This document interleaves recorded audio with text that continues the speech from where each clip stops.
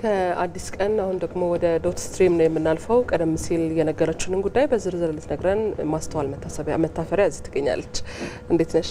እንዴት ቆያለን? እስከ እንቀጥል። መልካም እንግዲህ ወደ መጀመሪያው መረጃ ነው ማልፈው። ኢትዮጵያ ከባህር በር ጋር በተያያዘ የተለያዩ ተጽዕኖች እየደረሰባት እንደሆነ ይታወቃል። ኢትዮጵያ የባህር በር ባለቤት ባለመሆኗ በቴሌኮም ዘርፉም ትልቅ ተጽዕኖ እያሳደረ መሆኑ ይታወቃል። በተለይም ደግሞ ኢትዮጵያ ከፍተኛ የኢንተርኔት ትራፊክ ተሸካሚ መስመሮችን በባህር በኩል የሚተላለፉትን ማለት ነው በሶስተኛ ወገን በኩል ነው የምታገኘው። ይህም ደግሞ ለተጨማሪ ወጪ እየዳረጋት እንደሆነ ነው ባለሙያዎች የሚያነሱት። በእርግጥ ኢትዮጵያ በሳተላይት በኩል ዳታ እያገኘች ቢሆንም በባህር ውስጥ የሚቀበሩ ኬብሎች ግን የበለጠ ትልቅ ዳታ የመሸከም አቅም ያላቸው በመሆኑ ለዚሁም ደግሞ በሶስተኛ ወገን በኩል የምታገኘው ተጨማሪ ወጪ እንድታወጣ አድርጓታል። ተገቢ ባልሆነ መንገድ ያጣችው የባህር በር ጉዳይም ደግሞ መፍትሄ በሚያገኝበት ወይም ምላሽ በሚያገኝበት ወቅት ይህንን በማቃለል ረገድ ትልቅ ሚና እንደሚኖረው ነው የተነገረው። ኢትዮጵያ እንግዲህ ይህንን ዳታ የሚያቀርቡ ተቋማትን ዓለም አቀፍ ተቋማትን በባህር ውስጥ በሚተላለፍ መስመር ማለት ነው የምታገኘው ቀይ ባህር ከሚገኘው ከ95 በመቶ በላይ የሚሆነውን በጅቡቲ በኩል መሆኑ ነው የተገለጸው። ይህም እንግዲህ ቀጣይ ኢትዮጵያ የባህር በር ባለቤትነት ጥያቄ ሲመለስ ከራሷ አልፋ ለሌሎች ሀገራትም ምላሽ የምትሰጥና የጀመረችውን ዲጂታላይዜሽን እውን በማድረግ ቀጣይነት ያለው እድገት ለማስመዝገብ ይረዳታል ሲሉ ብዙ ባለሙያዎች ገልጸዋል። የባህር በር ባለቤትነት ጥያቄ ዘርፈ ብዙ መሆኑን በዚሁም ብዙዎች እየተነጋገሩበት ይገኛሉ ማለት ነው። ቀጣዩ መረጃችን ከመምህርነት ሙያ ጋር በተያያዘ ነው። በተለያዩ የትምህርት መስኮች በዲግሪ ተመርቀው በመምህርነት ሙያ ለመሰማራት የሚፈልጉ ዜጎች የ1 ዓመት ስልጠና ወስደው ወደ ሙያው መቀላቀል እንደሚችሉ ትምህርት ሚኒስቴር ይፋ አድርጓል። ይህም ምዝገባው በኦንላይን ተጀምሯል። በ5 ዩኒቨርሲቲዎች የሚሰጥ ሲሆን በሁለተኛ ደረጃ ትምህርት ቤቶች በሚሰጡ የትምህርት አይነቶች እንዲሁም ደግሞ ተዛማጅ ኮርሶች ላይ መሰልጠን ይችላሉ። በቀን መርሃ ግብር የሚሰለጥኑ ሰልጣኞች ሙሉ ወጫቸው በመንግስት የሚሸፈን እንደሚሆን ነው የተገለጸው። ይኸውም ስልጠናው የሚሰጠው በኮተቤ የትምህርት ዩኒቨርሲቲ፣ ባህር ዳር፣ ሐዋሳ፣ ጅማና አዲስ አበባ ዩኒቨርሲቲ የሚሰጥ መሆኑ ተገልጿል።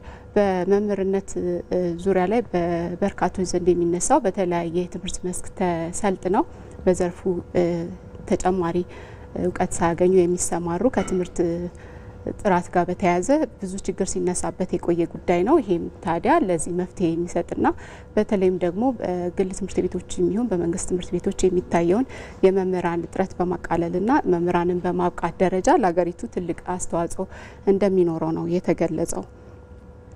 እንግዲህ የመምህርነት ሙያ በጣም የተከበረ ሙያ ነው። ግን ደግሞ የማስተማር ስነ ዘዴውን ማወቅ አለባቸው። በየትኛውም ጉዳይ ላይ አንድ ሰው ጥሩ እውቀት ሊኖረው ይችላል። ግን እንዴት ማስተላለፍ እንዳለበት ካላወቀ ለተማሪዎቹ በደንብ ማስገንዘብ ማስጨበጥ የማይችልበትን ሁኔታ ላይ ከሆነ ያለው የግድ ነው እነዚህ ስልጠናዎች ያስፈልጋሉና በብዛት መሰልጠናቸው ደግሞ ጥሩ እድል የሚፈጥር ነው ብዬ አስባለሁ። አዎ ትክክል ነው። በተለያየ ትምህርት መስክ የሚሰለጥኑ ዜጎች ከዚህ ከመማር ማስተማሩ ጋር በተያያዘ እንዴት ማስተማር እንዳለባቸው የተለያዩ የትምህርት ኮርሶች ይሰጣቸዋል፣ ፔዳጎጂን ጨምሮ ማለት ነው። በዚህም ግንዛቤ ይዘው ወደ መማር ማስተማር ስርዓቱ እንዲገቡ ይረዳል ነው የተባለው። በርካቶች እንግዲህ የበላይ የሚያሰኝ ነው የሚል ሀሳብ ሲሰነዝሩበት ነበር። ወደ ቀጣዩ መረጃ ነው ማልፈው። የአዲስ አበባ ከተማ አስተዳደር በትናንትናው ዕለት በአንድ ጀንበር ወደ 30 ሺህ ለሚጠጉ ዜጎች የስራ እድል ፈጥሯል ማለት ነው። ይህ እንግዲህ ለወጣቶች እና ለሴቶች የፈጠረው የስራ እድል በቀጣይነትም የሚተገበር መሆኑን የከተማዋ ከንቲባ አዳነች አቤቤ ለዜጎቹ የመስሪያ መሳሪያ ባስረከቡበት ወቅት ተናግረዋል። እነዚህ ወደ ስራ የተሰማሩት ወጣቶች በግብርና፣ በኮንስትራክሽን፣ በንግድ፣ በአገልግሎት እንዲሁም በአምራች ዘርፎች የሚሰማሩ መሆኑ ነው የተገለጸው። ከዚህም ባለፈ እንግዲህ በስራ ወቅት በሚኖራቸው ጊዜ የተለያዩ ድጋፎች ካስፈለጓቸውም ይህንን ድጋፍ ከተማ አስተዳደሩ እንደሚቀጥል ነው የገለጸው። ከተማ አስተዳደሩ እንግዲህ ባለፈው በጀት ዓመት ብቻ ወደ 366 ሺህ ለሚሆኑ ዜጎች የስራ እድል ፈጥሯል። በያዝነው በጀት ዓመት ደግሞ በ4 ወራት ብቻ ወደ 158 ሺህ ዜጎች ቋሚ የስራ እድል ማግኘታቸው በዚህ ወቅት ተገልጿል። እነዚህ ሰልጣኞች እንግዲህ ወደ 14 የቴክኒክና ሙያ ስልጠና ተቋማት ውስጥ ገብተው ገበያው በሚፈልገው መስክ ስልጠናቸውን ወስደው ወደ ስራ የተሰማሩ መሆኑም ተገልጿል ማለት ነው። ይህም እንግዲህ ለበርካቶች እድል እየፈጠረ ያለና ቀጣይነት ያለው ስራ መሆኑም ተመላክቷል ማለት ነው። ቀጣዩ መረጃ እንግዲህ ከዚሁ ከአዲስ አበባ ከተማ አስተዳደር አንወጣም። በመዲናዋ በግብር ነክ ጉዳዮችን የሚከታተሉ ባለሙያዎች አሉ። እነዚህ ባለሙያዎች ወደ ስራ በሚሰማሩበት ወቅት ይህንን ስራቸውን ለመከታተል ያመች ዘንድ የካሜራ የተገጠመለት ዩኒፎርም ለብሰው እንዲሰማሩ አድርጊያለሁ ብለዋል ከተማ አስተዳደሩ። ይህም እንግዲህ ከዚህ ከግብር አከፋፈል ጋር በተያያዘ ከደረሰኝ መቁረጥ ጋር በተያያዘ በተደጋጋሚ ይነሱ የነበሩትን ከብልሹ አሰራር ጋር ይነሱ የነበሩትን ቅሬታዎች ይፈታል ተብሎ ነው የታመነበት። ካሜራው እንግዲህ የተገጠመላቸው ባለሙያዎች በሚዘዋወሩበት ወቅት የድምጽና የምስል ቀረጻ በማድረግ ወደ ዋናው መስሪያ ቤትና ቅርንጫፍ መስሪያ ቤት ወዳሉ ባለሙያዎች በቀጥታ ጉዳዩን ያስተላልፋል ማለት ነው። ይህም እንግዲህ በተደጋጋሚ የሚነሳውን ከሙስና ጋር ተያይዞ የሚነሳውን ቅሬታ በአግባቡ ለመፍታት እንደሚያስችል ነው የተነገረው። በየትኛው አካባቢ እንዳሉ ባለሙያዎቹ የትኛው ቦታ ላይ እና ምን አይነት ስራ እያከናወኑ እንደሆነ ይጠቁማል ማለት ነው። ከዛም ባለፈ ባልተሰማሩበት ስፍራ የሚጓዙም ከሆነ ይህንኑ መረጃ በካሜራው አማካኝነት ማግኘት እንደሚቻል ነው የተገለጸው።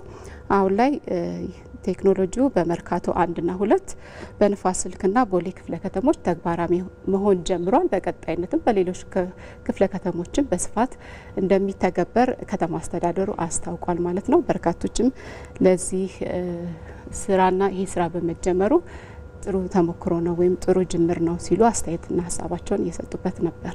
በጣም ለየት ያለ ነው አይደል?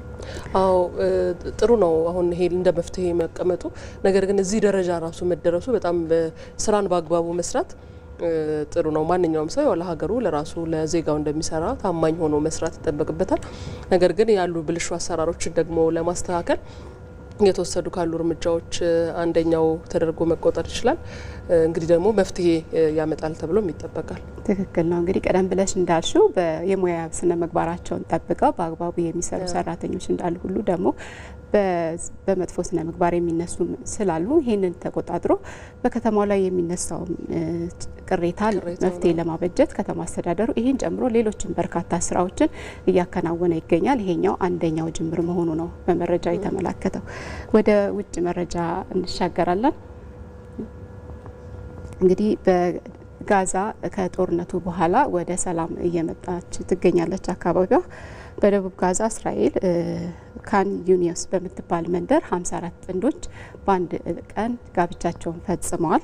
በእስራኤልና ሀማስ መካከል ጥቅምት 10 የተደረሰውን የተኩስ አቁም ስምምነት ተከትሎ የጋዛ ሰርጥ ወደ ሰላም እየተመለሰች ትገኛለች። ይህንን ተከትሎ ታዲያ በአንድ ቀን 54 ሙሽሮች ጋብቻቸውን መፈጸማቸው በብዙዎች ዘንድ የተወደደ ጉዳይ ሆኗል። ብዙዎችም ለሰላም ያለውን ዋጋ አትኩረት ሰጥተው እየገለጹ ይገኛሉ። በእለቱ የተጋቡ ሙሽሮችም ስለዚህ ጉዳይ ሲያነሱ ይህንን ቀን እናያለን ብለን አላሰብንም ነበር፣ ነገር ግን ሰላም ያለው ዋጋ ትልቅ እንደሆነ ተመልክተናል። ጋዛ ከዚህ በኋላ ተስፋ አላት። ስለዚህ ይህንን ሰላም አስጠብቀን ለመቀጠል ሁሉም ሰው የበኩሉ ሊያደርግ ይገባል። ደስታችን ለሁላችንም ነው፣ ተስፋ እንዳላት የሚያሳይ ነው ብለዋል። እንግዲህ በኢሚሬትሱ የሰብአዊ መብት ድርጅት አልፋሪስ አልሻሂም ፋውንዴሽን አማካኝነት ነው ፕሮግራሙ የተከናወነው። ከዚህ ጋር በተያያዘ በርካቶች እንግዲህ የሁለቱ ስምምነት ለዚህ ለተሻለ ተስፋ ለሚፈነጥቅ በጎ ጅምር መታየቱን እያመሰገኑ ይገኛሉ። ብዙዎችም ሀሳብ አስተያየታቸውን በዚህ ጉዳይ ላይ እያጋሩ ይገኛሉ። ለዛሬ ያስኳቸው መረጃዎች እነዚህ። እናመሰግናለን።